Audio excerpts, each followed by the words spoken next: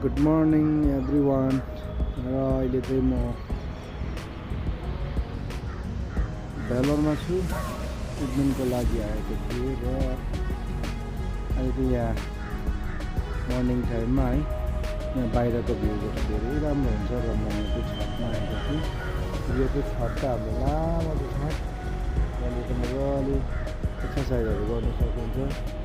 अनि पछाडिको हेर्नुहोस् यो सानो सानो यस्तो पाहाडहरू छ है, धेरै राम्रो पाहाड छ। यहाँनिर घुम्नको लागि जग्गाहरू पनि छ। यो सबै पुरा देखिरहेको सबै भ्यालोरको हो, भ्यालोर लजहरू हो। यो सबै टोटल देखिरहेको तपाईँलाई एकदम 360 भ्यूज जस्तो टाइपले देखाउँदैछु।